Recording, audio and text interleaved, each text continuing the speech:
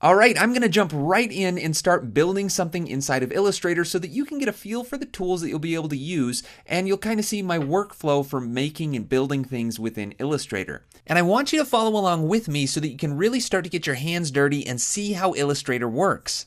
So, to open it up, I'm going to click on the Adobe Creative Cloud helper up here.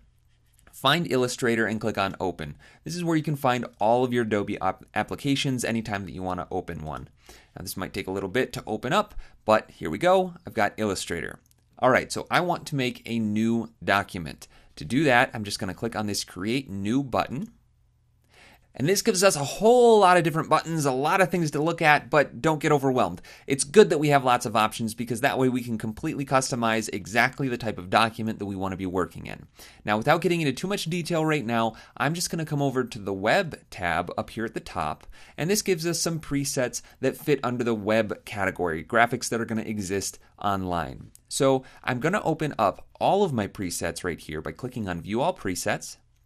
There's one down here that says 800 by 600, and this is the width and height of the document. It's a decently small size document, but that's okay. I'm going to click on that one, and before I actually make my document, I'm going to come over to my preset details on the side, and instead of having it 800 wide by 600 tall, I want to swap those two. So we have this little orientation section right here. You can see that we've got a little picture of a person and then a rectangle that's wider than it is tall. That's referred to as landscape when the dimensions are wider than they are tall. But we have another one right here where the person is oriented more in a portrait mode. That's what that is called when the height is taller than the width or larger than the width. So portrait is what we want. As I click that, you see that my width and height swapped. So now we're 600 wide by 800 tall. That's all we have to do here to make a document the size that I want it. So ignore everything else for now and click Create. This is going to give us a blank white canvas to start building artwork on. And before I go any further, I'm going to just change the way that Illustrator looks, because right now you're probably overwhelmed looking at all these different panels and thinking, what in the world are all these sliders and colors and buttons, and it might be a little bit overwhelming. Fortunately, we can customize this so that we're not distracted by controls that we don't need, and it'll be much easier to look at. So I'm going to come up to this little drop down right here. It says Jake's right now. This is my workspace drop-down menu. If I click on it, you can see that the one that's selected is called Jake's. This is my customized Illustrator preferred layout that I typically work in, but there's some other presets that Adobe gives us, and the one that I want to be using is called Essentials. So I'm going to click on that, which you'll notice has much less stuff going on, and it's just a lot cleaner. I'm not so distracted by other things. Great, so that's going to work out fine. I'm just going to click on this little double arrow right here so that I have a little bit more room so you can see my face a little bit easier. But you can keep that collapsed or expanded, whatever you'd like. It just swaps the tools that we have available from being in a single row to two different columns.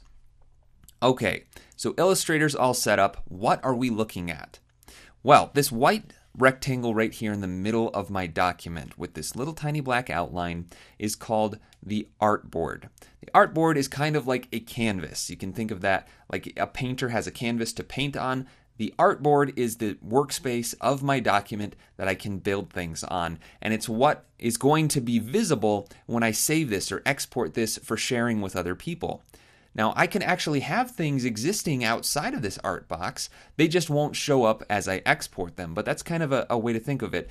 This entire gray area in the background is kind of like your desktop or something that you have a piece of paper on. You have all this extra room around it, maybe a table. So you can set your tools down, you can sketch some stuff and set it off to the side, but this canvas, your artboard right in the middle, is what is ultimately going to be your artwork. Okay, so you saw me navigating around a little bit right there, but I didn't really explain what I was doing. To be able to zoom in and out and move your document around, pan around it, I'm using keyboard shortcuts. But before we get to those, I'm just going to point out how to do it using tools, because as a first-time Illustrator user, if you've never done this before, it's important to know where these tools are within the program so you can get to them. But then after you've understood where they are and how they work, it's really, really important to start using hotkeys or keyboard shortcuts to navigate the software more efficiently. And this is across the board for all Adobe applications, because it will really increase your efficiency. So first of all, how did I zoom in and out? Well, this button right here is my zoom tool. It looks like a little magnifying glass. If I click on it, then I have this magnifying glass with a plus icon instead of a normal mouse pointer. So in Illustrator, all I have to do to zoom in and out is click and hold, and then drag in one direction or the other. If I go to the left, it zooms out. If I go to the right, it zooms in. So it's kind of like a little scrubby zoom, and that's really, really handy. If your zoom tool isn't behaving like that, it's probably because your graphics card isn't optimized for Illustrator. So if I come up to View and say Preview on CPU, this is going to disable my ability to zoom in and out by clicking and scrubbing. Instead, I can click once to zoom in, and then if I hold down Option or Alt on a PC, you see that my plus sign is now a minus sign. And if I click once and click again a bunch of times, there we go, I'm zooming out every time, and it zooms from where I clicked. So if I want to go to the top left corner, I can do it like that. If I want to zoom out from the right edge, I can do it like that. Great. Now, I prefer to use the little scrubby zoom feature, so I usually preview on the GPU. But again, just to show you some more options, if you don't have that GPU preview, with the zoom tool selected, you can also click and drag a box. You see that's kind of like a selection, this dashed line. And when I let go, it's going to zoom to that selection. So that's a handy way to be able to zoom into a very specific portion without having to click in and out a whole bunch. Okay, so that's how you zoom. Now, how do I reposition this canvas so that I can go to very specific points? Well, the tool right next to the zoom tool is called the hand tool. This is how you can kind of grab your canvas and move it around. So I'm going to click on that, and then you see now I have my hand tool instead of that zoom icon, the magnifying glass icon, and I can click and drag this around freely. I can move it however I want. Simple as that. Now, a very handy keyboard shortcut, because it is very, very important to learn these keyboard shortcuts early on. There's no reason not to start using them right away. But if I was on the zoom tool and I wanted to zoom in a little bit here and maybe the canvas moved far off to the right and I didn't want it quite that far, I like the zoom level, I just don't like the position. All I have to do, instead of coming over to the hand tool and clicking on it, is hold down the space bar. You see that my hand tool is now active. I'm holding down space bar this whole time, and that's temporarily switching to the hand tool. Then I can click and drag, reposition. Great, and now let's say I'm too close. I'll just hold down Option or Alt and click space bar to reposition, and there we go. We're nice and centered up, and I can see my whole artboard. And the keyboard shortcut, by the way, for the zoom tool is really easy to remember because it's just Z. Z for zoom, super easy to remember. So if I was on any other tool and I just press Z on the keyboard, I'm on my zoom tool. So when I navigate my document, if you're seeing me move around, reposition, zoom in and out really fast, it's usually because I have my hand on the keyboard and I'm just used to pressing the space bar with my thumb, tapping the Z key to switch to the zoom tool, and then I typically, like I said, use the GPU preview, which allows me to do this scrubby zoom. So I'm going to just very quickly reposition, zoom in and out, and that is how I'm navigating around my document. Now that we know how to navigate around our document very easily, let's start making something. So I'm going to jump in to building some very simple shapes. So I'm going to come over to my Tools panel over here on the left. This is where you can find all of the tools that you have access to inside of Illustrator. And this one right here is called the Rectangle tool. If I click on that, then I've got these little crosshairs showing up on my mouse instead of the pointer tool that I was on. What this allows me to do is click and drag. And just like that, if I click and drag and let go, I've made a box that size. I can do this multiple times, make as many different shapes as I'd like using that rectangle tool. So that's great. And let's say that I don't like all of these rectangles. I want to get rid of some of them. Well, I'm going to switch to a different tool, this top left one, the arrow, called the Selection tool. And I'll click on that, and that allows me to select any one of these rectangles at a time. So I don't like these 3 rectangles right here. So I'm going to select the first one and just press delete to get rid of it. Do that same thing for these 2. And I'm left with this main rectangle. Now another thing this selection tool allows you to do is click and drag an object to reposition it. So I can move it around.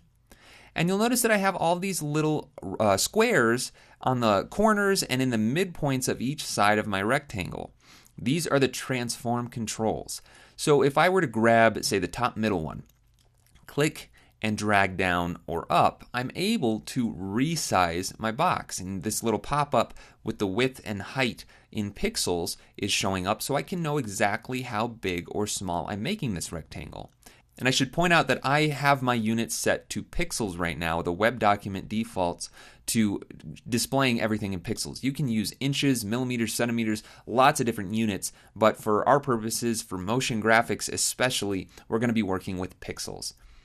If I were to grab one of the other handles, maybe the top left one, this allows me to resize both the width and height at the same time.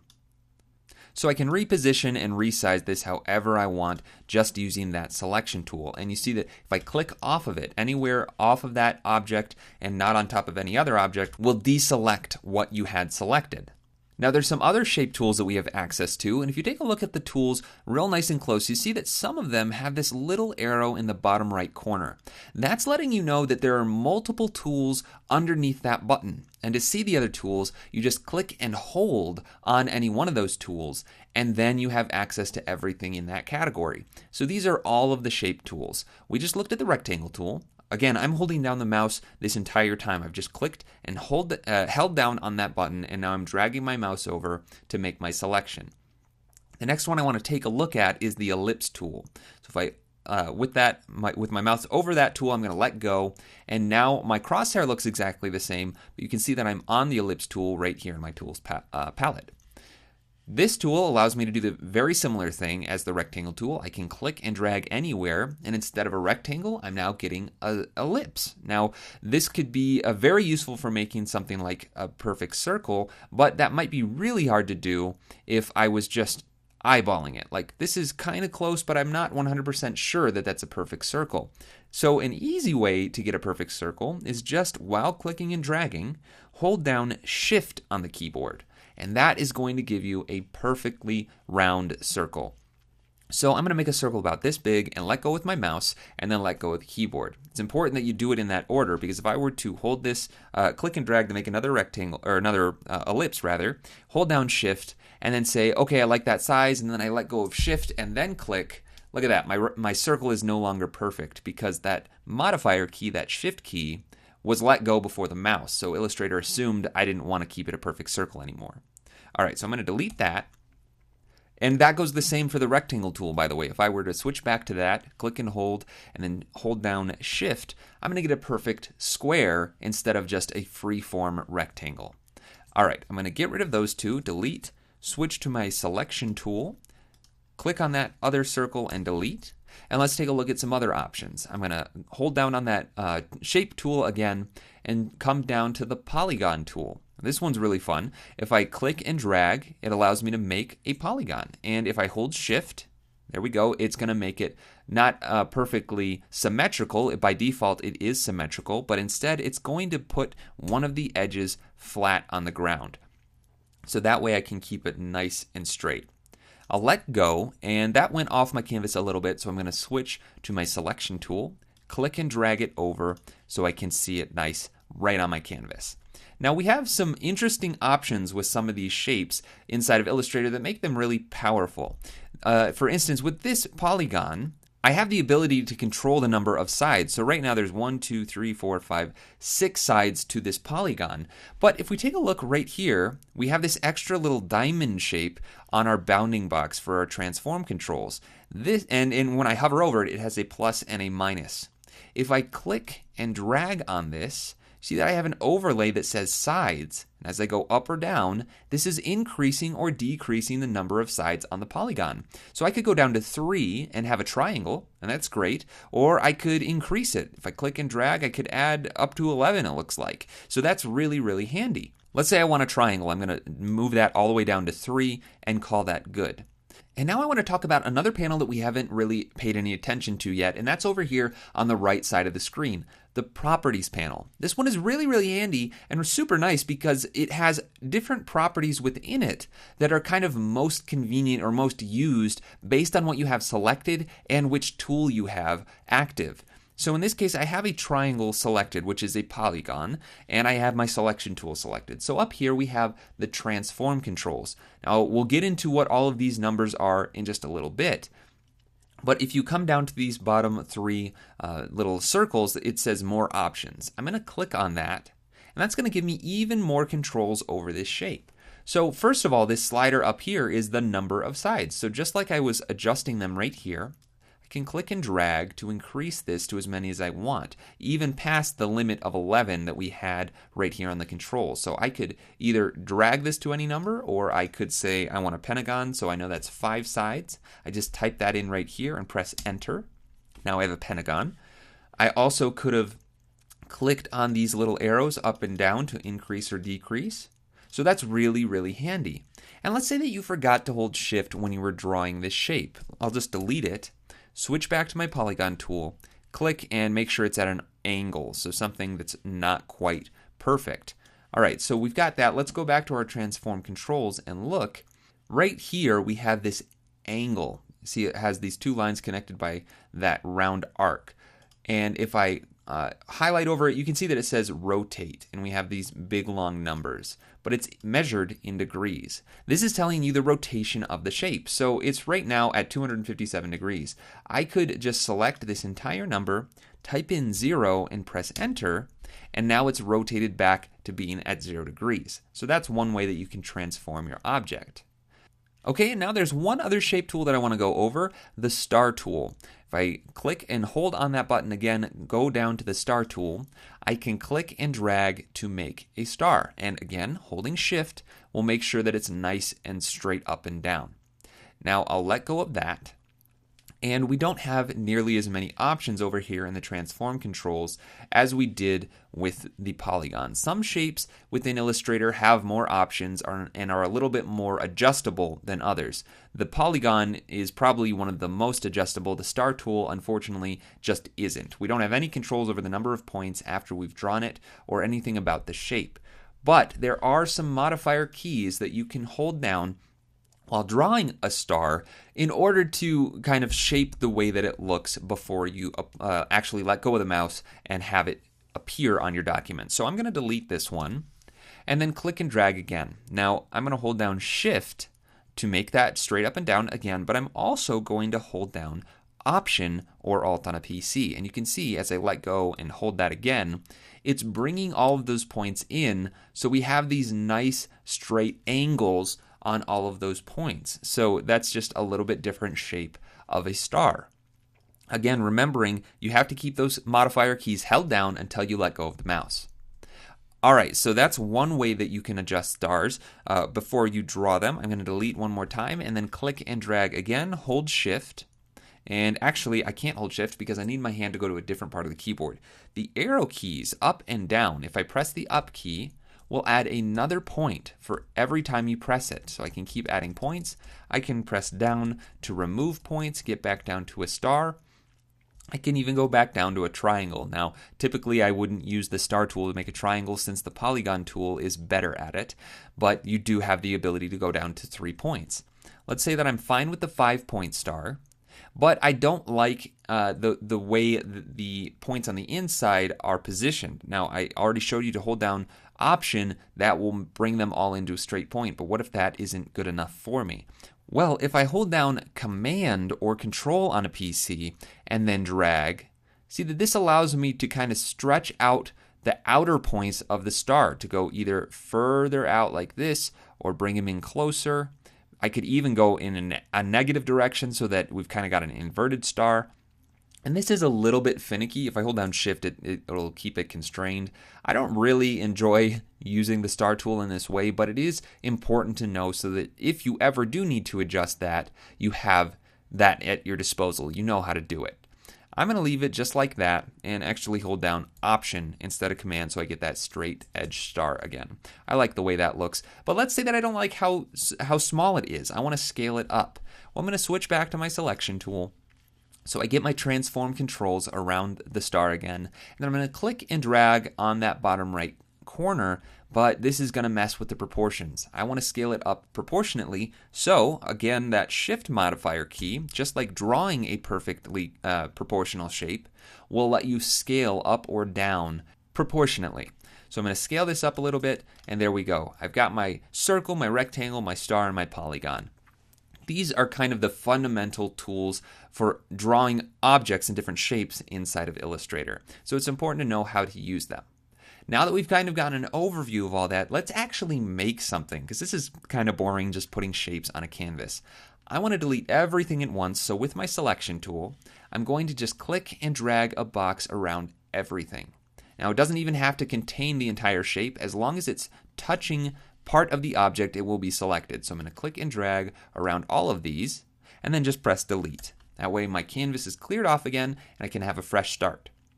Now, I want to make kind of a poster or an icon, a graphic for some of my favorite foods. So I'm going to do something really simple, which is a hot dog. How am I going to do that using basic shapes? Well, I'm going to start with the rectangle tool. Believe it or not, typically you think of a hot dog having roundness to it, but you'll see where I'm going as I'm doing it. So I'm going to start by clicking and dragging to make a rectangle for the bun. So about this size, I'd say it looks pretty good. And take a look at the corners of my rectangle. Right here on the inside, I have these little circles with dots inside of them. These are my corner rounders. It's what allows me to round off corners of any point. So if I deselect by selecting the selection tool, clicking off, you can see that I just have these 90-degree angle, right-angled corners on my rectangle. But if I were to select that object and then click and drag on this tool, you can see that it's allowing me to round the corners of my rectangle. I can only go up to a certain point before they turn red, and it's letting me know you can't round it any further than that. I'll let go, and that's because these corners are running into each other. So that's why I can't make them any bigger than that. So that's great. If I click off of this, now I kind of have this pill shape, which I think is going to be perfect for one of the buns. But I want my hot dog to actually have color. Right now this is just a white shape with a black outline. So let's take a second and talk about colors and how they work inside of Illustrator. I'm going to zoom in nice and close, pressing Z on the keyboard, and then scrubbing in, clicking and dragging to get nice and close, so we can take a look at this shape and what it's made up of. So even though my background is white, this canvas is white, there's actually nothing in that. Illustrator's just giving me this as a reference, kind of like a blank page so that I can see something behind my artwork. But if I come up to View and go all the way down to Show Transparency Grid, my background goes away and I have this checkerboard pattern in the background. This is the universal way within Adobe applications to represent transparency or having nothing there. Since it can't actually show me through to the background into my desktop, it's just representing that there is nothing there in the background using this checkerboard pattern. So anytime you see that, you can know that that is transparency or see-through, basically. There's nothing there. But my little rectangle, my pill shape, still has that white color on the inside and the black color on the outside. And the reason for this is because objects within Illustrator can have a fill, a stroke, or both. And I'll break down exactly what that means right now. So a fill color is what you'd imagine it is. It is the inside of the object, whatever shape that you've drawn, it's the color within it. So I've got this rounded rectangle shape. On the inside is my fill color of white. The stroke is just another word for an outline. So that's why I have a black outline around my shape. That is the stroke color. And you can adjust things like the size, the color, and even the shape of that stroke, but we'll get into that a little bit later.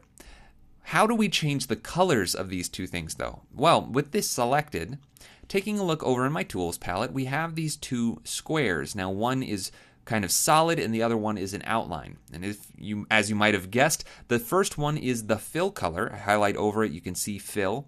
And the background one is the stroke color. So the outline is an outline square. The fill is a solid fill.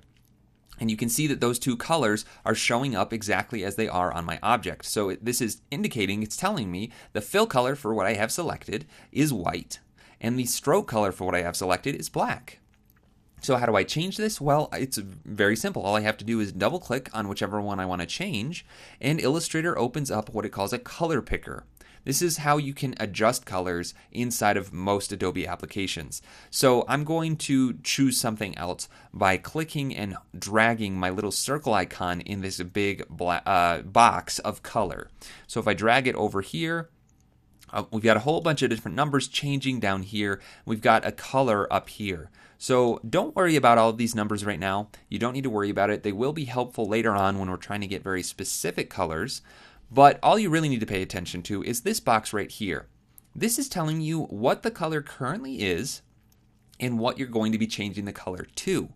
So I want to make this a hot dog bun color, but all I have access to right now is red. There's really nothing in here other than red. I can have, white. If I bring it all the way down, I can have black, but otherwise I just have like a dark red, a light red. I don't have much control over changing the actual color. Well, that's what this little rainbowy bar right here is for. You can see that we have these two arrows right down at the bottom. This is letting me know that I'm looking at the reds on the color spectrum. So I can do a very light pale red, I can do a very bright vibrant red, or somewhere in between. It's very, very accurate and allows you to be very specific. But if I were to click and drag on these two arrows, you see that all of these colors are shifting. It's adjusting the hue of my colors in this spectrum so that I can pick something else. Now I know that I need to make my hot dog bun somewhere in the orangey, maybe yellowy part of the spectrum. So I'm going to move my arrows right around there. And then I think I want something right up in here. So I'm just going to click once there and take a look at my preview. Now that is a little bit too much like sand. I want to make this a little bit more vibrant. So I want to make it more saturated. I want it to have more of a pop of color to it. And to do that, I'm just going to move my picker over to the right. This left and right movement is how you add or remove saturation. So the less saturated it is, the more pale it becomes, or the more white or gray it becomes. You're taking color out as you remove saturation. Moving to the right is the opposite. You're adding in a lot of color. It's making it more vibrant. So I think I want to do something right about there for the bun. And we can always adjust this later. So I'm just going to leave it there for now and call it good and click OK. And there we go. Now my hot dog bun has that fill color. I'm going to go ahead and turn that transparency grid back off. And another way that you can do this instead of coming up to view is actually take a look at the properties panel. When I deselected, I clicked it on my artboard there, my properties panel updated to give me lots of different view options. Right here under rulers and grids, this third button is click to hide transparency grid. That is how you can easily turn that on and off. You don't have to remember any keyboard shortcuts or where it is in the menu. It just shows up right there with the selection tool selected and no object selected. So very, very handy. Okay, so there's my hot dog bun. Now let's say I want to adjust the stroke. Well, I can come right over here and click on the stroke, and that's going to make it active. You see it jumped up to the front. Now when you're messing around with colors, or even different tools, different properties, sometimes other panels might pop open automatically. So right now this color panel opened up. I don't really need this here because I have access to color tools within this panel right here. So I'm just going to close it for now. But I do want to point out that instead of just double clicking on this and using the color picker, I could instead come over to my appearance tab inside of the properties panel. And here you can see that I have some similar controls. So fill and stroke, just like over here, fill and stroke, same colors, same icons. But if I double click on it, single click on it, I have some different options. This first one is my swatches. So swatches are kind of like predefined colors that you can reuse over and over again. So this is the default set that comes with any a new document in Illustrator. So I could click around this, choose something that I like, maybe something like that. It's got some, contrast to the actual fill color.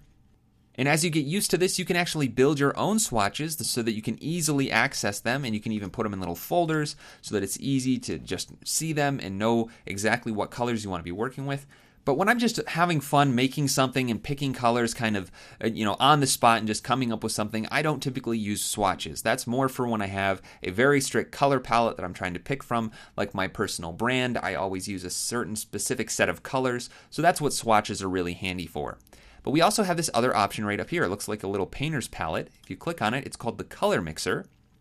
And this is just another way to be able to adjust and mix colors other than the color picker.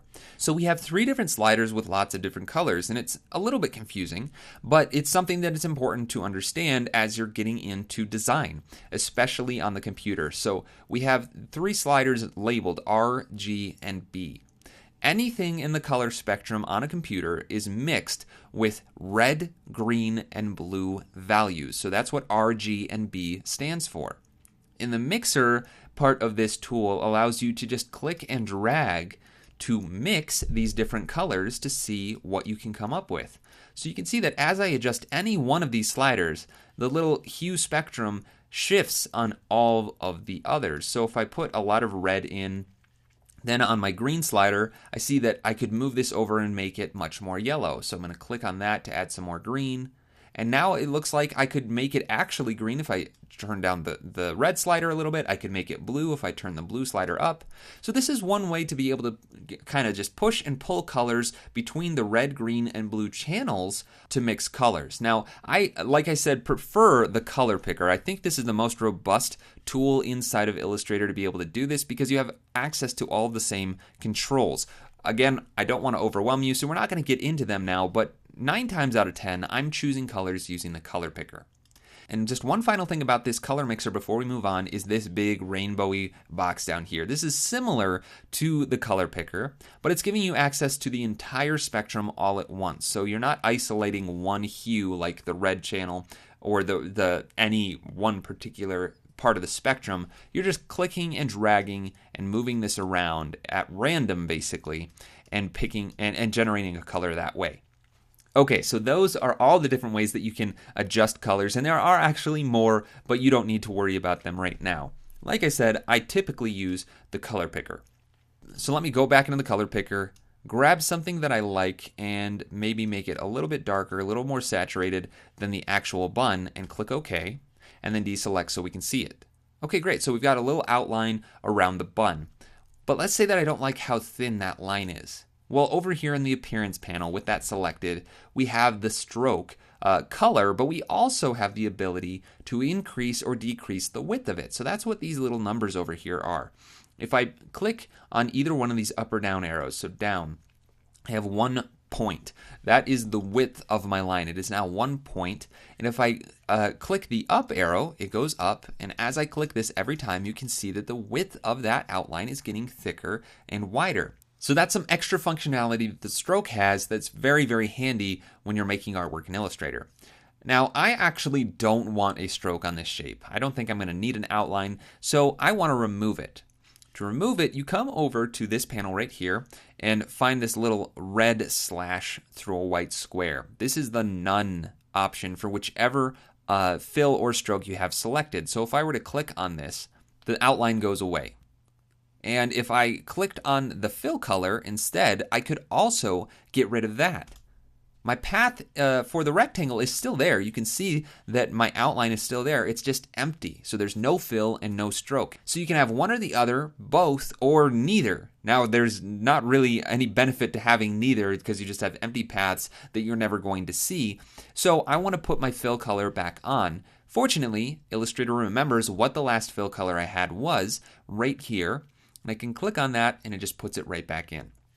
All right, so I'm going to close that color panel that keeps popping up on me, but I'd say that that is a pretty good start for my hot dog bun. I'm going to press Z to switch to my zoom tool and then click and drag to the left to zoom out and then reposition with the space bar. There we go. We've got my hot dog bun, at least part of it. Now I want to make the actual hot dog. So I want to switch to my selection tool. And I think I want the hot dog to be about the same shape as the bun, just maybe a little bit longer and not quite so tall. So I could drag, the rectangle out here, make another one, round off the corners, change the colors, and put it down. But that's more work than I really needed to do. I'll delete that, and instead, I want to duplicate this object. Now, you're probably familiar with the keyboard shortcut for copy and paste. It's kind of a universal keyboard shortcut of Command or Control C and Command or Control V. So I'm going to do that right now with this object selected. Command C and then Command V. And there we go, we have a duplicate of that hot dog bun. Now this pasted it kind of right in the center of my screen. If I were to have my document over to the left here and paste again, see that it pasted it right there in the center of my application again. So be aware of that as you're pasting things. I'm going to delete that, shift this over, and then select that second copy of the hot dog bun. I want to make this more of a hot dog shape. So I'm going to click and drag this down and then maybe make it a little bit wider. And you'll notice that my corner roundness was preserved. That's a very, very handy feature of the roundness feature within Illustrator. And I should point out that I could always go back and adjust this. If I was making something that didn't need as much roundness, I could still select the object, click and drag on that roundness, and make it not quite so round. Now I do want it round, so I'm going to undo and keep it like that. And I want to update the color so it's more of a hot dog color. So I'll double click on my fill color, and I think it needs to be more red. I think hot dogs are typically more red, so I'm going to move my hue slider down a little bit. And then this is a little too pink, I think, so I'm going to move it down maybe over to the darker spectrum, and then a little bit more saturation, maybe something around there. And then maybe I'll bring it just a little bit more towards the orange. Right about there. So this is where I am with the bun, and then I'm going to swap it to be this red color. Click OK. There we go. We've got my hot dog set up. So I'm going to click and drag this to be about in the center of that bun, and then let go. Cool. All right, so this is kind of like a top-down view of a hot dog, and it actually looks pretty convincing. It's very, very simple, just two rounded rectangles, but people could probably identify that as a hot dog. However, I don't want to have this top-down view looking down at the top of this hot dog. I want to have it kind of more at an angle so that you're looking at it from the side. To do this, I want to copy and paste this bun again so that I have one on top and one behind it, and I can create some depth that way.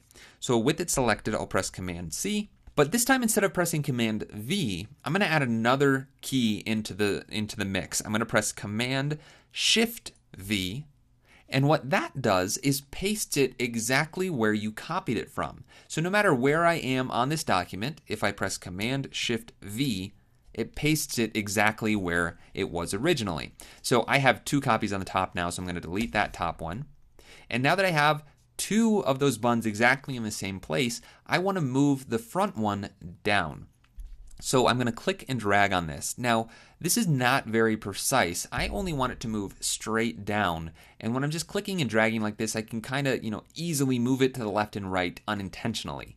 But that magic shift key on the keyboard, which is used for so many things in these programs, is very helpful in this situation. If I'm dragging this around freely and I hold shift, this is going to constrain my movement to only moving up and down on the y-axis, left and right on the x-axis, or at 45-degree angles.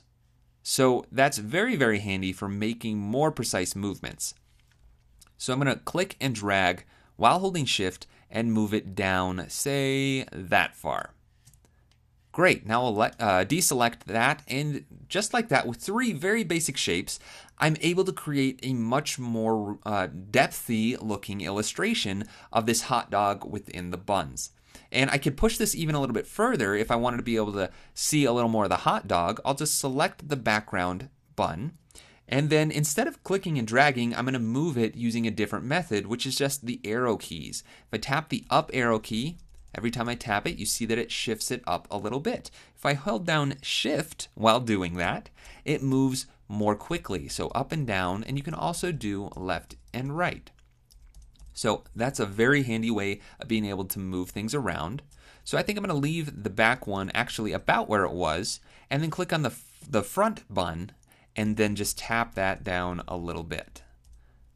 So there we go. We've got our hot dog inside of our hot dog bun. I think we're off to a really great start, but it needs some toppings, right? It's kind of a little bare right now. Nobody likes a plain hot dog. Actually, I kind of do. But anyway, let's put some, let's say, ketchup and mustard on it. I'm going to use a new tool to do this, and I'm even going to show you how to use an effect. So get ready. Here we go. I'm going to start by grabbing this tool right here. It's called the line segment tool. And what it allows you to do is simply draw a line.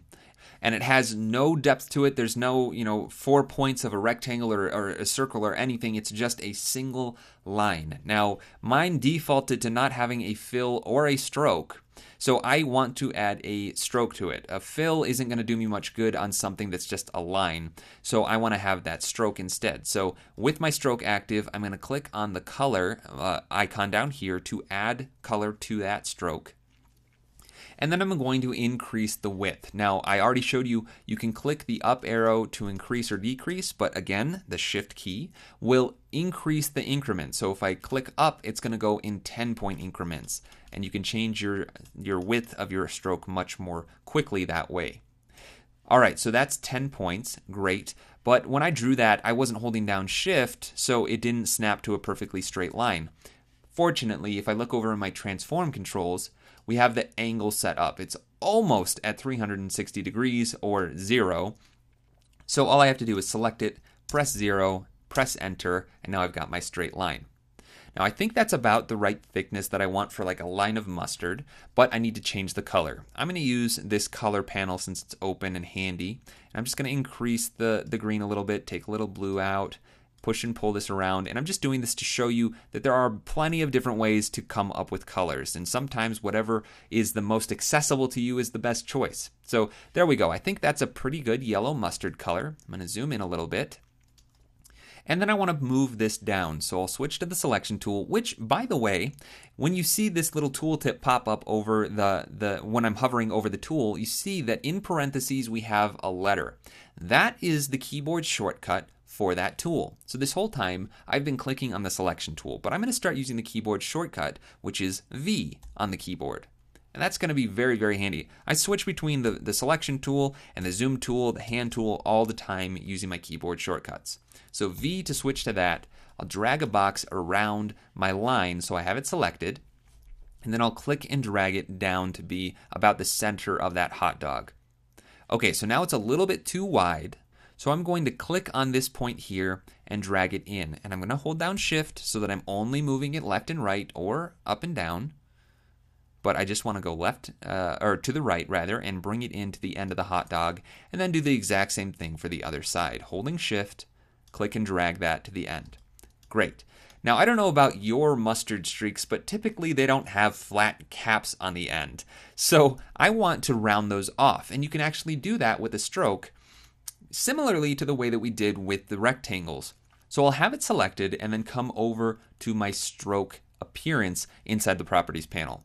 Now you'll notice that this has a little line under it and it kind of highlights as I go over it. The fill doesn't, but this one does. It's kind of like a link. So if I click on that, we get the entire stroke panel.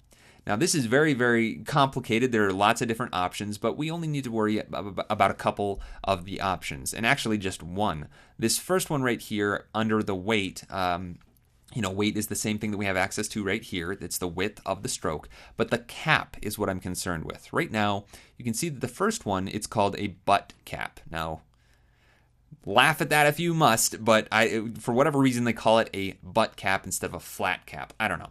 But that's the butt cap, and that gives you the straight edge on the end. And I'm going to zoom in actually really nice and close here so you can see what's happening as I adjust this. See that the point of my path, right where it ends, is where that cap ends. So it's flat right up, flush against that line. Now if I go back in here, the second option under cap is round cap.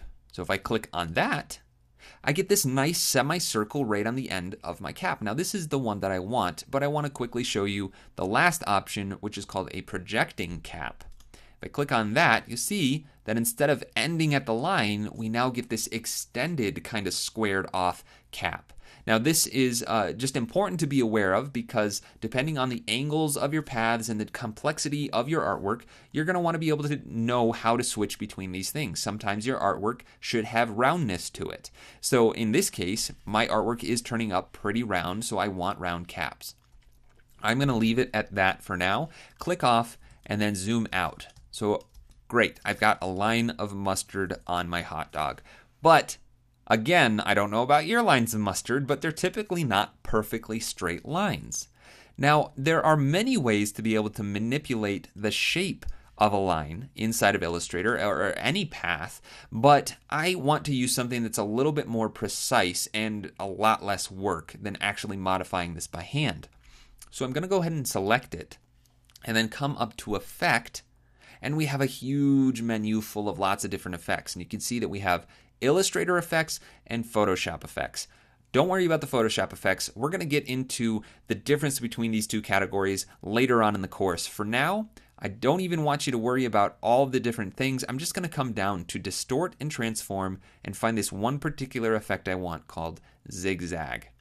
Click on that, and I have this zigzag panel show up. Now nothing has changed because my preview is not checked. If I click on that, look at that, my line is now this zigzag pattern. So this effect does exactly what it sounds like. It's going to just give this nice little pattern, and I have some options to change the way that this effect is actually transforming my line. I can increase the size, and now the zigzag is much, much bigger. Probably don't want to do that.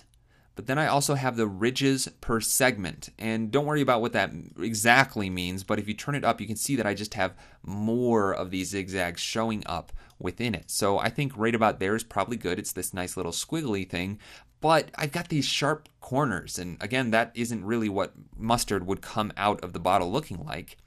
But fortunately, I have this points option right down here, which right now is set to corner. Instead, I want to select smooth. And look at that. Now I've got this nice wavy line, kind of like somebody just squirted on the mustard and wiggled their hand really fast. So I'm going to turn the the ridges per segment down just a little bit. And I think that looks pretty good. I'll click OK. And what's great about this Illustrator effect is that it updates. So if I were to trim this down, it's going to move with my line. So I can adjust that however I want, and it's going to be able to update no matter what. Now this mustard is showing up on top of my bun right now, and I don't want that.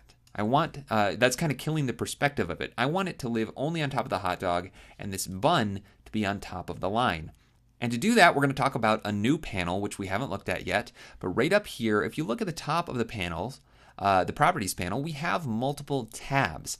And these are just like tabs inside of a browser. It allows you to organize panels inside of this program so that you don't necessarily look at everything all at once, but you can get to it if you want. What I want to get to is the layers palette. So that's the second one right here. I'm going to click on it. My properties panel goes away, and I have this new panel.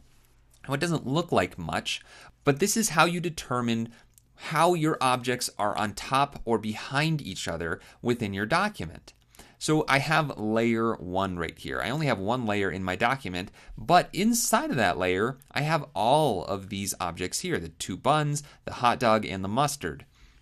And this little drop-down arrow right here, if I click on it, it will twirl down and show me 4 different objects. So what are these objects? I'm going to expand this out a little bit so we have more room to read. And what this is showing me all of the different objects within that layer, which are these 4 objects that we just listed out. So right here we have a rectangle. This little circle right here is called the target. If I click on it, it's going to make a selection of that object. So we have a rectangle path for that bun in the background. Even though the corners are rounded, its basic shape was a rectangle, so that's why Illustrator labeled it rectangle. Then we have a duplicate of that rectangle, so it's also named rectangle. That's for the hot dog. We have another bun, and then we have a line for the mustard. Now, to make this a little bit easier to look at inside of Illustrator and identify, I can actually rename these objects. So the bottom rectangle is the back bun. So I'm going to double click on the word rectangle and name it back bun. And I'll press enter to apply it. And then I'll do the same thing for the hot dog. I'll call this hot dog. Then we've got the front bun. And I knew that was the front bun because I'm looking at this little icon right here, this square. It's giving me a preview of what the object is. So that's how we know that's the bun. And then finally we have the line. I'll double click on this and call it mustard. And now I can just much more easily identify what I'm looking at. So if I want to make a selection without clicking on the object, I could just say, I want the hot dog. And I target it, and there's my selection. I could also, again, hold that magic shift key to make selections of multiple objects. I'm holding shift and clicking on these targets, and that adds to my selection. That works exactly the same way with your selection tool in here. I could select the back bun, hold shift, select the front bun, and then move them together if I wanted. Just click and drag, move them around. So that's very, very helpful to be able to move things around together or independently. I'm going to undo by pressing Command or Control Z. And one more time. That is a keyboard shortcut that you should also get used to. You could go up to Edit, Undo, but instead I'm going to use the keyboard shortcut of Command or Control Z. And by the way, if you want to redo, if I undid too many times, you see that my layers are now no longer renamed. I could press Command Shift Z and press that again and again and again to redo until I get back to where I want. So Command Z to undo, Command Shift Z to redo. All right, so now all of this is labeled properly. But another part of the layers palette that really helps us out is that the stacking order, the order of these layers, equals the visual order on your screen. So think of these objects like pieces of paper, as if I had cut these out of construction paper and I have them all on top of each other. If I put the front bun piece of paper behind the hot dog, then it's going to show up behind the hot dog naturally. And if I put the mustard behind everything, I'm not going to see it because those other three pieces of paper on top of it have made it disappear. So the stacking order inside of the layers is exactly like that stacking order of paper. I want the back bun to be on the bottom. I want the front bun to be on the top. And I want the mustard to be above the hot dog. So there we go. We can see visually the stacking order is correct because the stacking order is correct in my layers palette. And as I was moving that around, all I did was click on which object I wanted, hold down on it, and then drag it up or down in the list. And you can see this little blue highlight line is telling me where it's going to go when I let go of my mouse. So I can put it at the top, let go. I can move it back down where it needs to go, let go. And you can do that with multiple layers. I hold shift to make a selection of both of those, move them around. It's very customizable in that way. Okay, so I think my hot dog is actually done, ready to go. So I'm going to zoom out here, and then let's talk about placement a little bit. This is kind of in an obscure place in the document. It looks a little bit off to the right. It's not centered. So I want to center it up in the document. And how do I do that very precisely? Well, there's some really handy tools to be able to do that inside of Illustrator. So if I were to just grab this and kind of move it down, it's not going to be very precise. It's not going to fit right in the center exactly just by eye. If I go over to my Properties panel, the Transform box here is going to give me some indicators as to how close I was. So on this left side, we have an X and a Y value. And remember, X is the horizontal axis and Y is the vertical axis. And then we have some numbers in pixels. So what these numbers are telling me is how far away the center of my selection is from the origin of the artboard. So what does that mean? Well, the origin of any artboard is the top left corner. So right up here, that is a pixel value in the relationship of this document of 0 on the X and 0 on the Y. So this Properties panel is measuring my selection from that corner in pixels to the center of my selection. So right in the middle here, it's 299 pixels on the X horizontal axis and 381.604 on the Y. Now, my document is 600 pixels wide. So halfway in the center point, halfway through it, should be 300 pixels, half of 600. And I'm at 299. So I was only 1 pixel off. So I was very, very precise, even with just my eye and my mouse, but I can be 100% precise if I double click on this number and type in 300 and then press enter. And now it just shifted over just 1 pixel, and now I know that is perfectly aligned to the center of my document. Great. Now I could do the same thing for the Y. It's 800 pixels tall. Half of that would be 400. So I can just type in with that number selected, 400, press enter, And there we go. It shifted my entire selection as a whole down to the center of the document. And I know for a fact that is perfectly centered. But let's say that you were working on a document that wasn't so perfectly round numbers like 800 by 600. For instance, 1920 by 1080 is the standard full HD resolution for video. So that's something you'll be working with a lot as a motion designer. And dividing that by 2 in your head might not be as easy. Now, eventually, believe me, you will know that by heart. But Illustrator and most Adobe applications allow us to do a little math, almost using the program like a little pocket calculator. So let's say I just move this off center again. We take a look at the transform. Instead of typing in 300 on the X, I could instead just say 600, which is the width, and then press divided by that backslash 2. Because 600 divided by 2 is half the width, and press enter. And Illustrator is smart enough to interpret that as a calculation and update it for you. I can do the same thing on the Y. 800 divided by 2, and now I know it's centered again. All right, there's one more way to be able to align your objects to other parts of the document. So I'm going to come up to Window and open up one more panel, and it's right here, Control. Click on that. And we've got a bunch of tools up here at the top now. Now, a lot of them do kind of overlap with the Properties panel, but you don't have to concern yourself with stuff that you're not looking for. All I want to deal with right now are these set of buttons right up here with all these rectangles and lines. This is the Align palette. You can have a standalone Align palette. By the way, if you go to Window, all of the panels for Illustrator exist here. So if you're looking for something very specific, if the Properties panel isn't showing you the controls that you're looking for, you can find all of those panels right here under Window. So like I said, I could open the Align palette, but then I've got this floating panel. I could dock it somewhere, but I don't want to really concern myself with all that. These buttons up here are going to be just fine, and I like this little bar right at the top. So what does this Align palette do? Well, it lets you align objects to either the artboard or other objects. So this button right here is a little drop down that allows you to choose what you're aligning to. By default, it's on Align to Artboard. So with all of these objects selected, I could align them to the left edge. You see that shifted the left edge of every object to the left edge of the document. So they're no longer centered with each other. I'll select them again, and I can do the same thing to the bottom. I can align it to the bottom of the document, to the top, but this is messing with my artwork in a way that I didn't want. So I'm going to undo Command or Control Z, so I'm back to my regular hot dog. And to prevent that kind of individual object shifting around from happening when you're aligning things, all you need to do is group them. To do that, you just come up to Object, Group, and now if I deselect and then click once, it's selecting all of my objects as a whole. And if I take a look at the Layers palette, I now have a group with a little twirl down that has all of my objects perfectly labeled the way that they were. But now Illustrator is first looking at this as a whole before it's looking at the individual objects. So I can again move this off to the center, off center, and then click on the horizontal align center and the vertical align center buttons. And there we go again with just 2 simple clicks, it's centered in my document.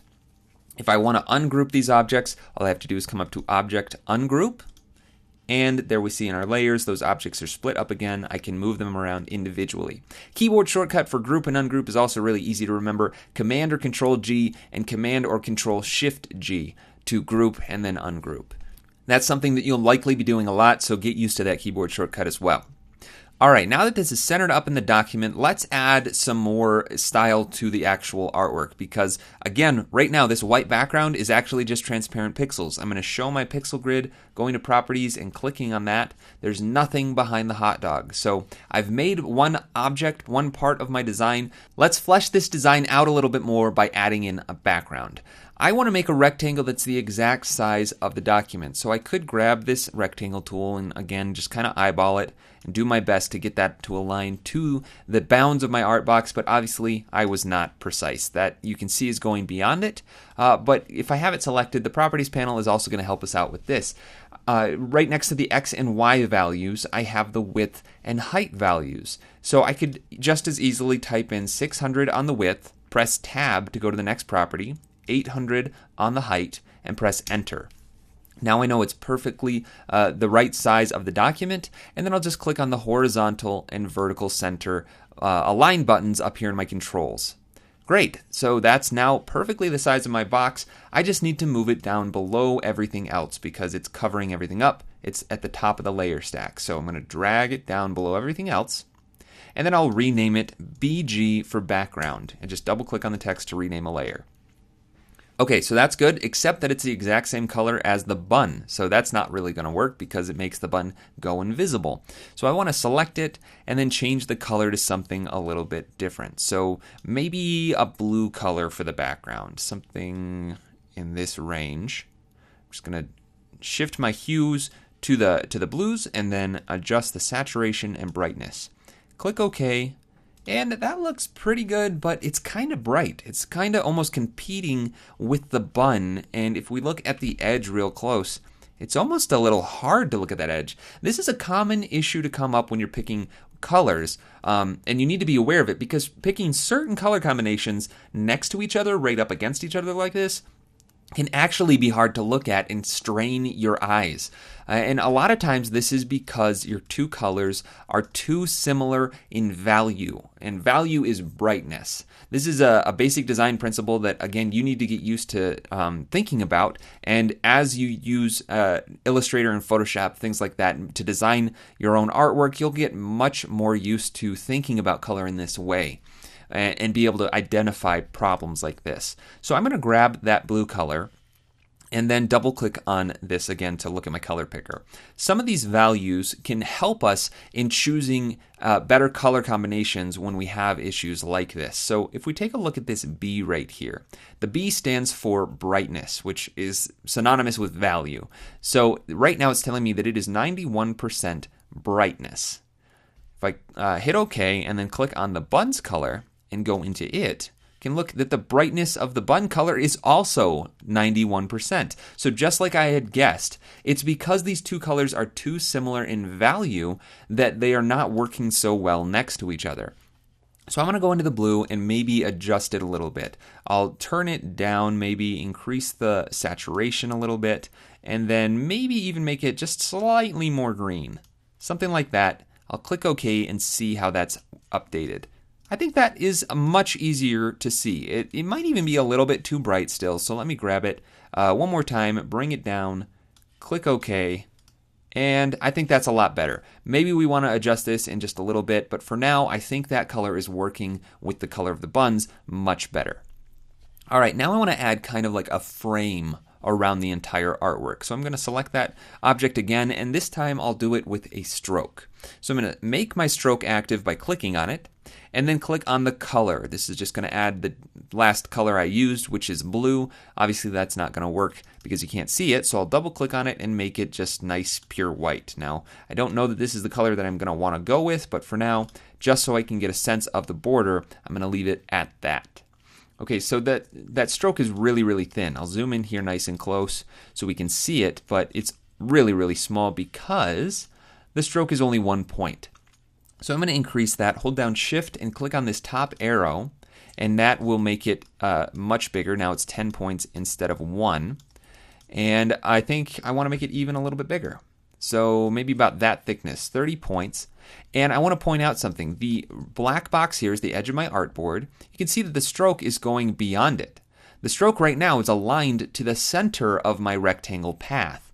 But if I open up the stroke panel by clicking on the little stroke words, you can see that we have this align stroke section, and right now it's aligned to the stroke, align the stroke to the center of the path. But we also have the option to align to the inside, so it's only staying on the inside of that path, or the outside.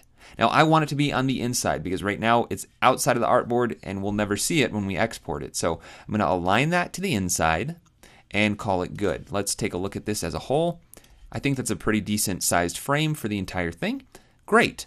Now I want to add a little bit more depth to my image. So one way that I could do that is by adding a shadow underneath the hot dog. And it doesn't have to be a super realistic shadow, but something just to give the sense of a ground plane that it's sitting on and a little bit of lighting. And I'm going to do this with, you probably guessed, a rectangle. So I'm going to get rid of the stroke before I even draw anything. I'll just click on the none. And then I'm going to make the fill just pure black, 100% black. Click OK. And there's actually a shortcut right here. I could have just clicked on this little black square here, white, black, or none. Those are just handy shortcuts. All right, now I want to draw a rectangle about the width of the hot dog. And this is actually really hard to see because my outline is blue and the background is blue. So I'm actually going to undo that, go into my layers, and point out that if you double click on a layer, not the layer text, but any other part of the layer, this will bring up layer options. And right now the color, which you can even see right here, is light blue. But I could change this to say light red, click OK, and now when I draw something, I'm going to see a red outline, and it's much easier to see what I'm doing. Okay, so I've got my rectangle, but I don't like where I started it. Well, here's another really helpful use of the keyboard for when you're drawing objects. If you hold down the space bar while drawing, you can temporarily reposition that box wherever you want to put it. So I'm going to try and align it with the left edge. I'm looking right here, the left edge of this hot dog, and then bring it down, and then draw this over to the right edge of the hot dog, and probably put it right about there. Great, now I just want it to be centered perfectly in my document, so I'll align it on the horizontal center. And then I need to move it below the hot dog, but above the background. So I'll click and drag down below the hot dog and rename this Shadow. Then I want to round off all of the corners, so I'm going to zoom in close so I can see those corner rounders, and then click and drag to just round it off, make that nice pill shape. I think I want to make it a little bit taller so that I can see a little more coverage of that entire hot dog. It was a little too short at first. Round those corners off again. I think that's about the right shape, but it doesn't really look like a shadow right now because it's pure 100% black, and shadows never look like that. So I could try to, mix the colors a little bit to make it more similar to the background, but this is kind of hard to do. That's all right, but it's more saturated than I like. There's a much easier way to do this inside of Illustrator, and that is through opacity. And the opacity is a term that you need to understand in relationship with transparency. If you don't already know, if something is opaque, 100% opaque, then you cannot see through it at all. It is 100% solid, nothing shows through it. And 100% transparency is the opposite. You can see through it. You don't see the object itself at all. It's completely clear. So you can lower the opacity or increase the transparency to make something see-through. And if I click on this object and come over to Properties and look at the Appearance panel, I have Fill, Stroke, and Opacity. It's at 100%, but if I click on this arrow, I have a slider that I can turn down, and that adjusts the opacity, introducing transparency to this object, and I'm seeing that blue color of the background through it. So I'm going to turn this way down, probably something down to like 8. Yeah, I think that looks pretty good. And now I have a pretty decent looking shadow that adds a good amount of depth to this otherwise pretty flat artwork. Now I want to do something to make the background a little bit more interesting instead of just having this solid blue color. So I'm going to try and make kind of like split this in half so that half of it is a little bit darker than the other half in this kind of angled way. So it's like this split tone background. To do that, I want to first duplicate this object. So the background object, I'll go into my layers and then click and drag it down to the new layer button to have a new instance of it. I'm going to call this BG2. And I want to, like I said, cut it right diagonally from the top right to the bottom left so it's a triangle instead of a rectangle. To do that, I'm going to need to remove the top left point so that we don't have a corner up here. To do this, I'm going to use the Direct Selection tool. This is a tool we have, up until now, have not used, but you'll notice it's right next to the Selection tool, and the only difference really is that this is filled with white and the Selection tool is filled with black. So if the Selection tool allows you to grab an object or any group of objects and move them around or transform them, the Direct Selection tool allows you to grab any point on an object and click and drag and move it around. So I have two objects, two instances of this background on top of each other, so it's a little hard to see. So let me undo and move this over temporarily and do this again. If I grab my Direct Selection tool, I can make a selection of just the top left corner, and it's filled in. The other points have white fills. So that's how I know this one's selected. I can click and drag it around freely. So it's no longer just a perfect rectangle. And you see this message right here that says Shape Expanded. This is Illustrator cueing you in that some of the features that you had access to from the shape tools are no longer going to be available because it's no longer the basic shape that the shape tool drew. This is most noticeable with like the polygon tool. If I apply this, we have the little control on the side to increase or decrease the number of sides, right? But if I were to grab one of these points and say move it and then do something like this, we've got that shape expanded again, and I'm no longer able to adjust how many sides are on that point, or on that path. So be aware of that. When you're manipulating these basic shapes after you've drawn them and you see that shape expanded, you're going to lose some of the nice functionality, but that's totally fine. So with this point selected, I can click and drag a box around it. I can hold Shift, click and drag another box around a different point. Now I have 2 points selected. I can move them around together. Or I could just click once on one point, hold Shift, and click on another point to make a selection. So this is how the direct selection tool works. And it's very, very handy for doing things like this. Now I'm going to undo back to my regular rectangle, and I'm even going to move it back to where it was. And then I just want to get rid of the stroke. Click on the none, and then change the blue color just so I can differentiate between it and the background. So there we have the darker copy on top of the lighter copy. Then I'll switch to my direct selection tool, A on the keyboard, that's the shortcut, and then I'll click once on the top left corner. Another thing I'll point out is that you see that now I have a corner roundness for just the one corner. So I could independently round off one corner, or I could shift click on another one, round those off too. Oops, I accidentally clicked on the path. That's something to take note of. If you click on the middle of the shape, it will select all of the paths just the same way that the selection tool does.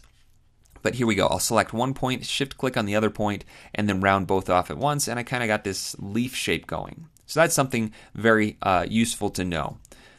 All right, now to get rid of this point, I will select it with just one click, and I can simply press delete, and it becomes a triangle. So we've got the shape expanded Q, and this looks like it's perfectly fine, but we do have one little issue. And again, I'm going to move this off to the side to show you.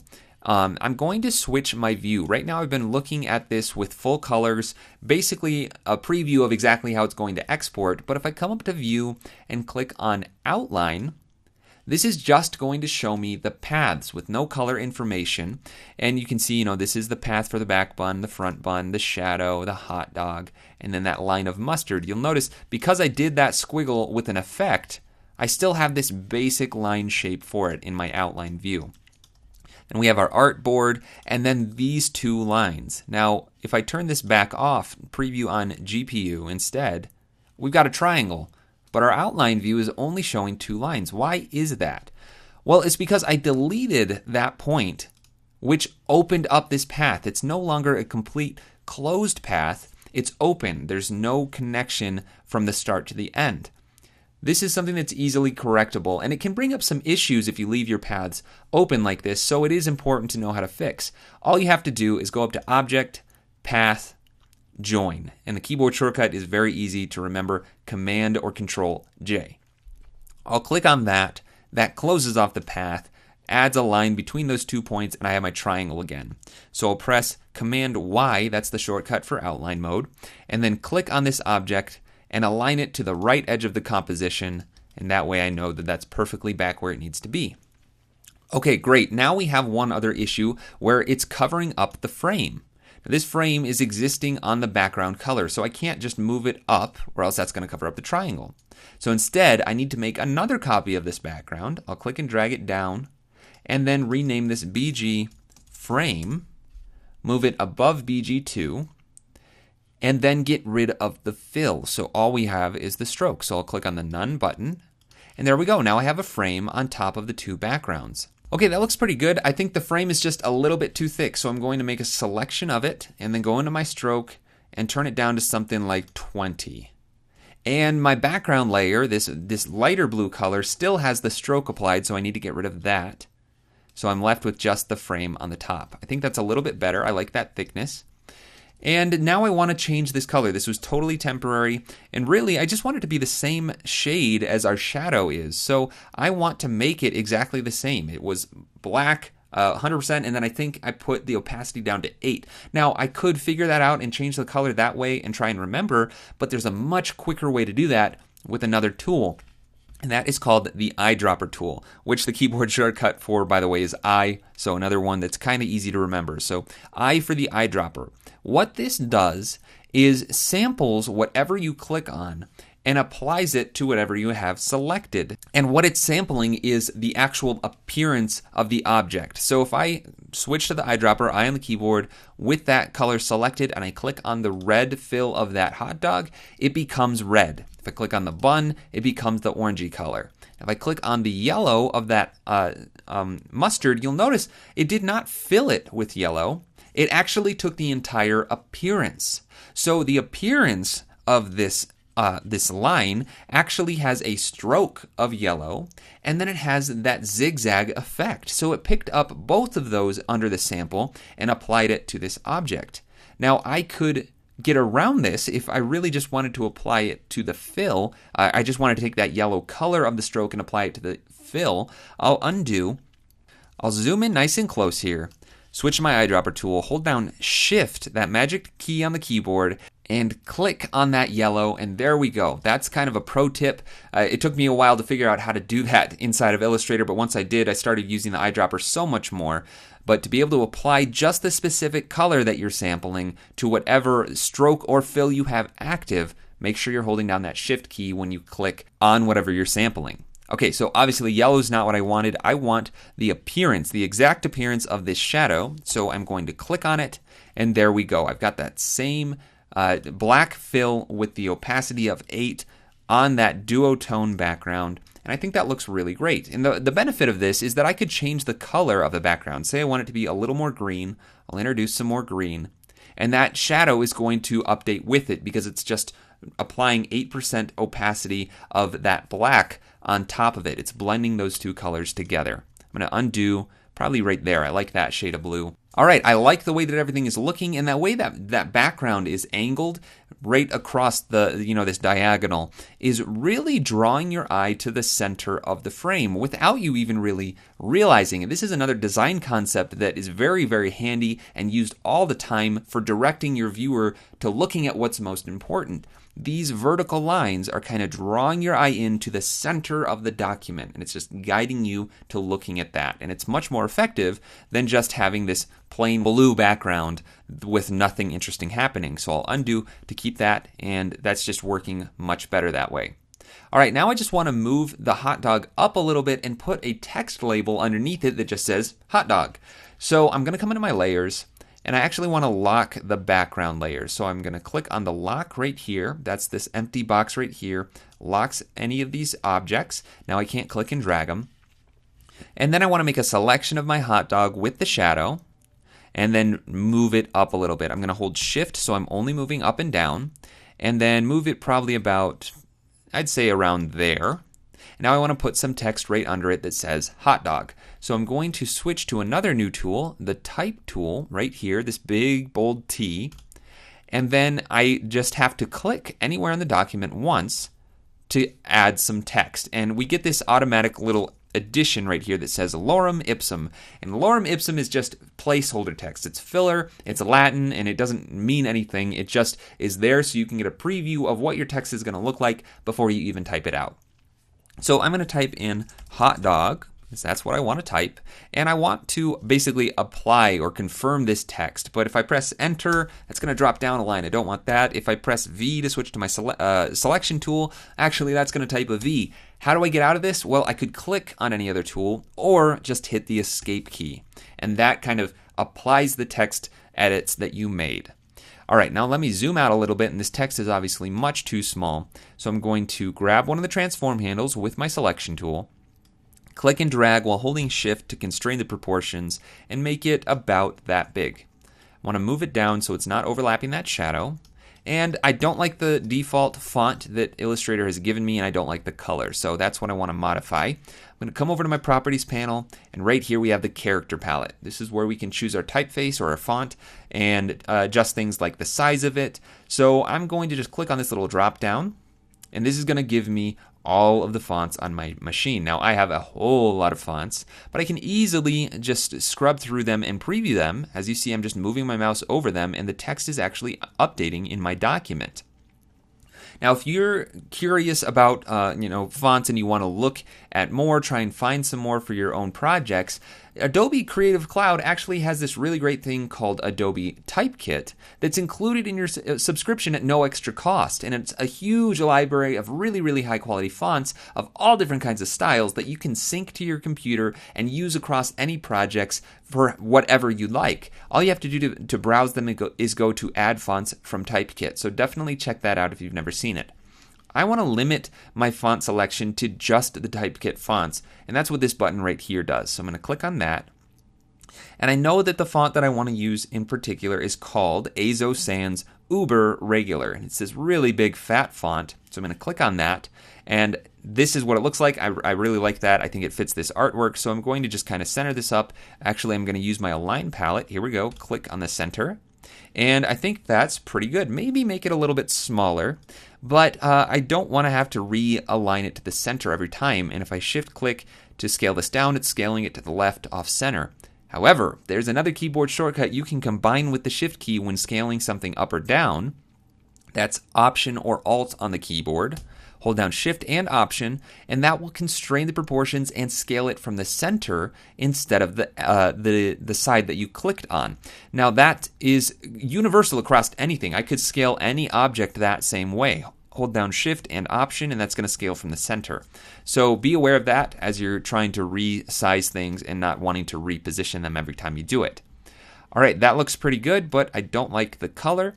So let's pick something nice and bright. Now, I could do pure white, just like the frame, but I don't really like using these super bright pure white or pure black colors. Same reason why I turned down the shadow. I think I just want to bring the brightness in of the text and the frame down a little bit, and maybe add in a little bit of color. Sometimes using these pure white and black colors just don't look that great to your eyes. And because the background is so blue, if I just introduced a little tiny bit of blue to my white, then it would blend into the entire composition a little bit better. So this time I'm going to use this color mixer, and I'm just going to pull some of the red out. 100% white is made up of pure red, green, and blue turned all the way up. If I take some of that red out, you can see that it's going to get more and more blue. And I don't need to do a lot. I don't want to make it this nice cyan color. I want to just barely take out some red. You can see that that's slightly blue now. This is what it was, and there we go. We got a little bit of blue. And that's all I wanted to do. That's really all that I need to just take off the edge of that pure white color and blend it into the rest of my document a little bit. Now I want to apply that same color to my frame, so I'll go to my layers, unlock the frame, and select it with that target. And I want to apply that color to it. Now remember, if I click on this once with the eyedropper, I for the eyedropper tool, it's going to pull the fill color of the text and completely change the appearance of my frame. And I'll show you what I mean. I click on it, and now I have a fill instead of a stroke. So I don't want to do that. I'll undo. Instead, I want to make sure that my stroke is the active selection, hold down Shift with the eyedropper, and then click on that text. And now my frame is no longer pure white. It's this nice shade of blue. I'll lock that up, zoom out, take a look at this as a whole, and I think that's working much better together. Now, I think everything is just visually a little bit too high. I'm getting kind of this weird balance tick in my brain that I'm just noticing. Everything feels a little bit top heavy, like there's too much room underneath. Now this is, as I described it, a feeling, and it's something that you're going to have to develop as a designer as you use these programs more and more often. You're going to start seeing things with your eyes and feeling if something looks right.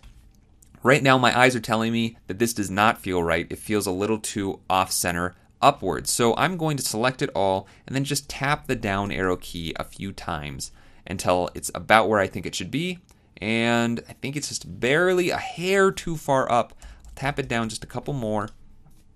And I think that feels much more balanced. All right, I think this design is finished. I'm very happy with the way that it turned out, and just with some very basic shapes and some simple colors, I was able to make something that was visually interesting. All right, so that was a whole lot of work to get to where we are right now, and I made one really big rookie mistake, which is I have not even saved my document once. So if my computer crashed, if Illustrator crashed, I would have lost that document, no recovery. It just would have been gone. All that hard work for nothing. So I'm going to come up to File and click on Save.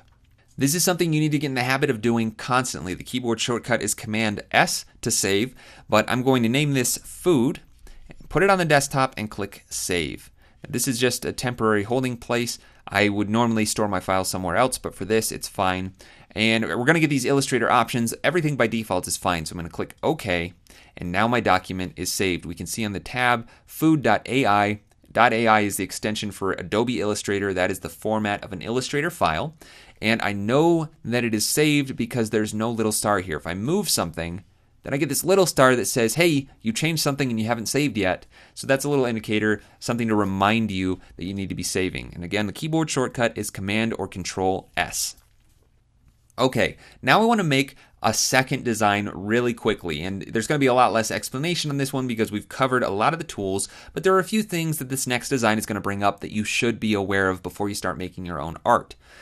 Now, in Illustrator, you can actually have multiple artboards inside one document. Think of it just like two different pieces of paper that you're working on. So I'm going to come over to my Properties panel, make sure that I've clicked on the background so nothing is selected, and I can come over here and there's a button under Document that says Edit Artboards. If I do that, we get a different view and we see a bounding box for the edges of my artboard. We see 01 Artboard 1. And over in the Properties panel, again, we have the ability to name this artboard. So I'm just going to rename it right here real quick and call this one Hot Dog. Press Enter. And then I want to make a new artboard. So this button right here, just like the New Layer button, is New Artboard. I'll click on it. And that just shifts over my view and makes another artboard right next to the original. Named it Artboard 2. I'm going to rename this one Cheeseburger. Press Enter. And if you wanted to change the size, you could type in the width and height here, you could reposition it, or you could choose from a preset even. I want it to be the same size though, so I'm going to leave it just like that. Then I'll click on the Exit button, so I'm back to my editing view. And one more thing I want to point out is that under the Document section, you can see that I'm currently on Artboard 2. If I click this little arrow, it shifts over to Artboard 1. And this is important to know because if I was trying to align this object over on this artboard, clicking this horizontal align center button isn't going to do that for me because I'm currently on the Artboard 1. That is my active artboard. All I have to do to switch artboards is either click that button or click on the artboard. You see that we just got a little tiny black thin frame indicating which artboard you're on depending on which one you've clicked on. So that's something to be aware of. Okay, so now that I have this identical artboard right to the side, I want to kind of duplicate what I have over here onto this document. I want it to be based on the exact same design. And I'm actually going to do this on a separate layer. Again, if you remember, everything is contained on this one layer for this artwork. So I'm going to rename this one Hot Dog, just like I renamed the artboard for it. And then I'm going to duplicate it by clicking and dragging down to the New Layer button. And I'll rename this one Cheeseburger. And then I want to select everything in it and move it over. But I need to make sure first that I unlock the background objects. So I'll unlock those, click on my target, and then move these over. Now, this again is not very precise. So I'm going to go over to my Properties panel and take a look at the transform controls. Now, this is not what I expected. These numbers are very, very large, and that's because I'm currently still on the first artboard. It's referencing the top left origin point of the first artboard. So I need to deselect, make sure I go to the second artboard, then make a selection of that layer, go back to my Properties panel, and here we go. My X is already correct. Y is 401. I'll press or type in 400 there, hit enter, and now it's all aligned perfectly. Okay, now I can make some adjustments. I want to probably change the text. That's an easy one. I'll press T on the keyboard and then double click to edit, actually triple click to edit all of the text in there. That makes a selection of everything. I could click and drag to make partial selections. I could use my left and right arrow keys to move in between letters. I could drag a selection around everything, double click once to select a word, and triple click to select everything. So we'll get more into typography a little bit later. If I went really fast, don't worry, you don't have to remember all of that right now.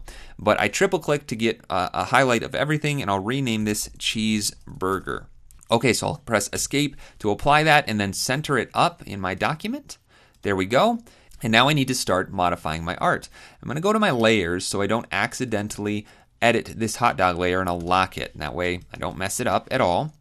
And take a look at this cheeseburger layer. The elements that make this up, I want to modify the colors a little bit. The background is blue right now. I think I want to make it red. Something that still seems like it would go with this blue over here, but red instead. So I'm going to have that selected, go into the color picker, and then just shift the hue down to something a little bit more red.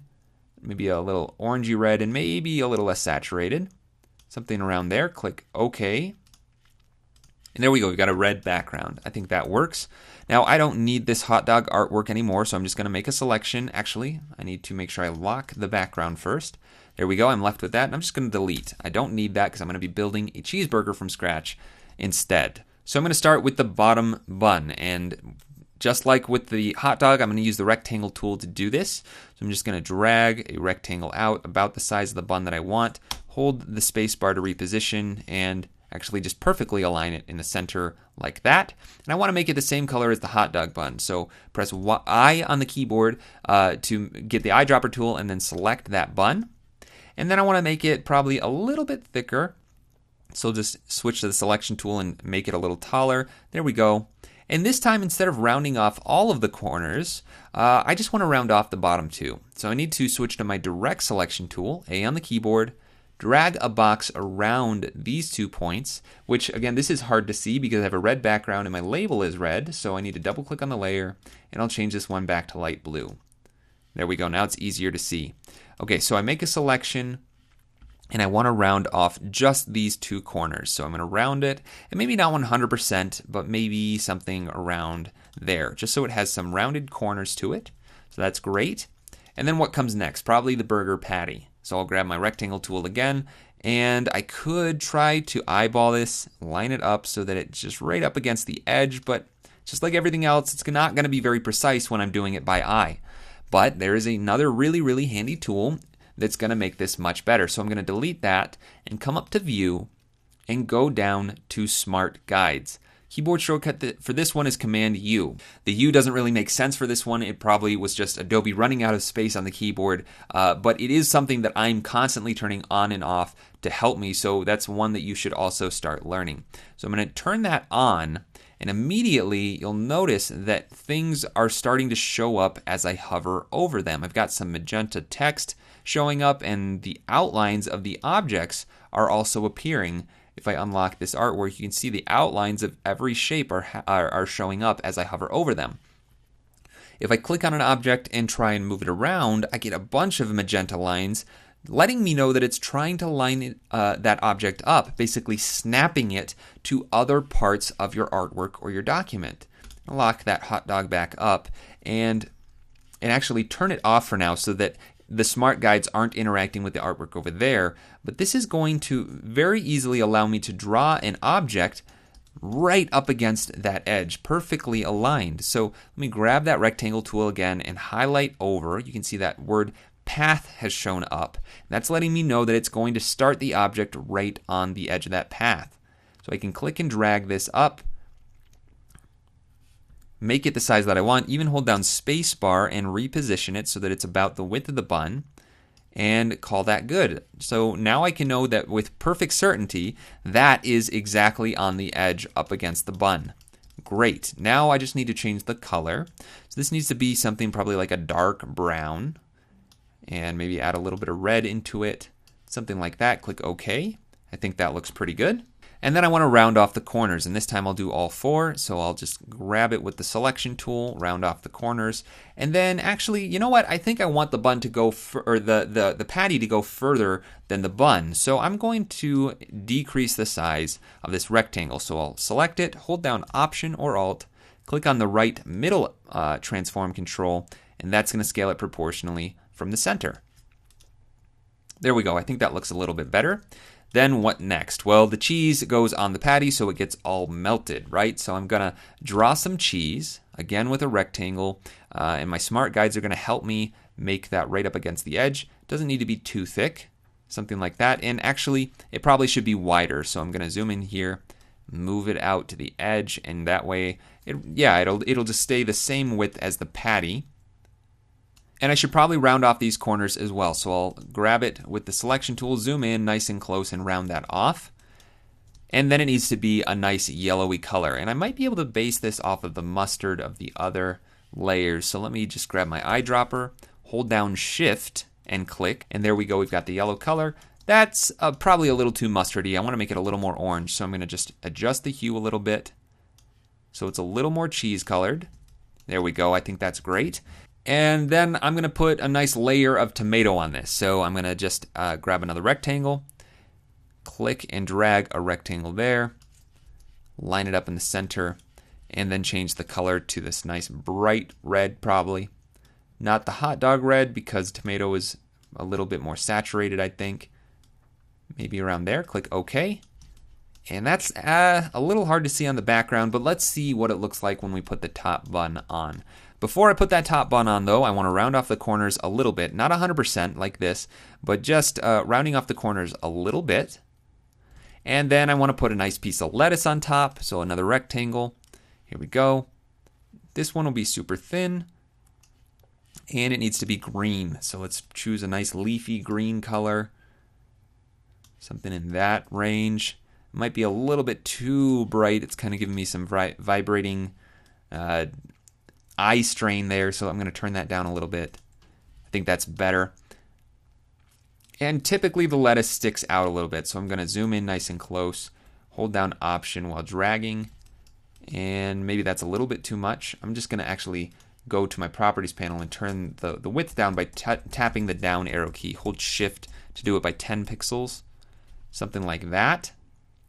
And I want to round off the corners as well, so I'm going to select it, zoom in nice and close so I can see those corners and round it off.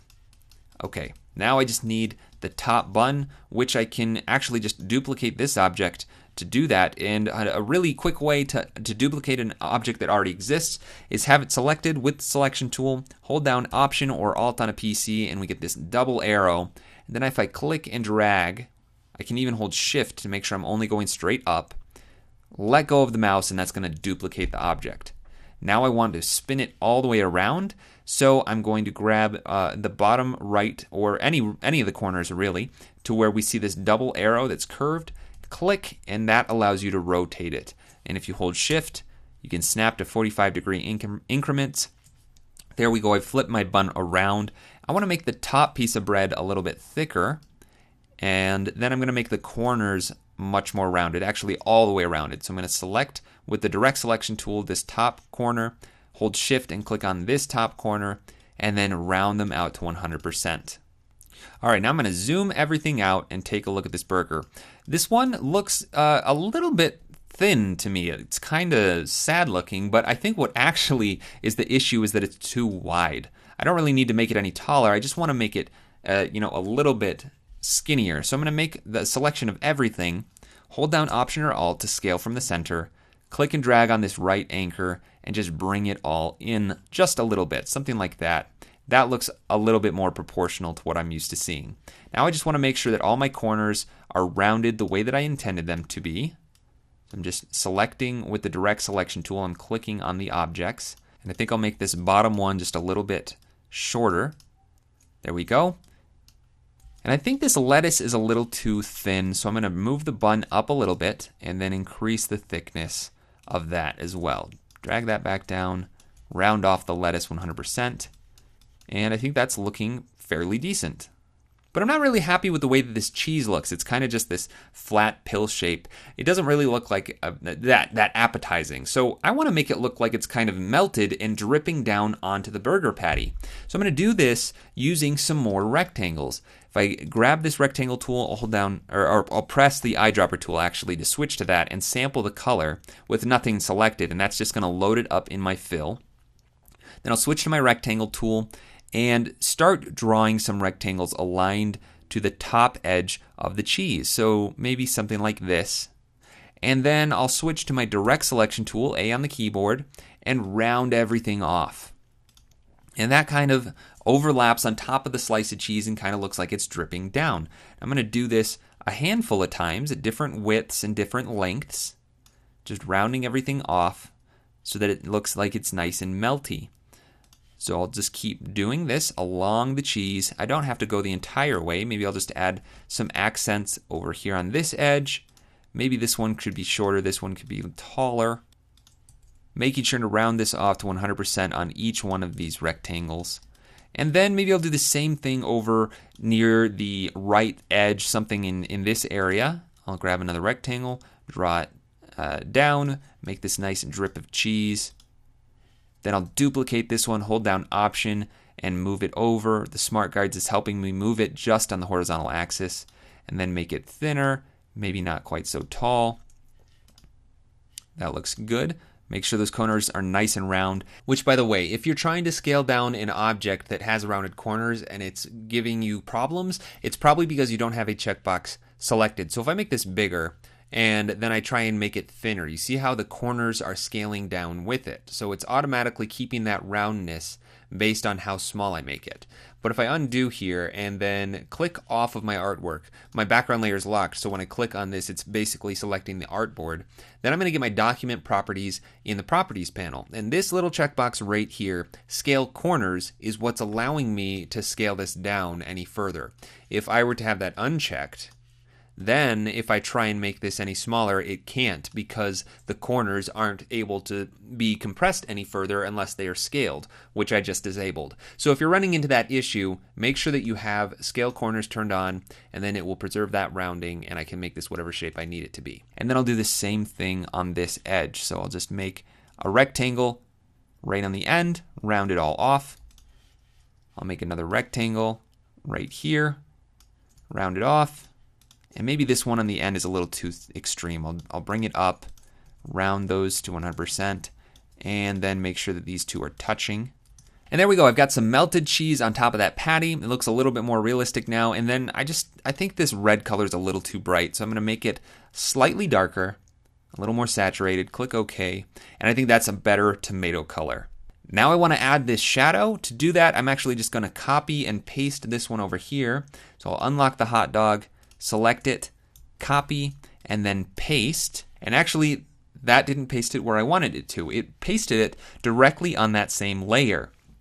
I need it to be on the cheeseburger layer, so I'm going to undo, click on the cheeseburger layer, and then paste so that it pastes where I needed it. So I'll lock that hot dog layer back up, grab that shadow, and drag it below all of these cheeseburger items, and move it to the center of the document.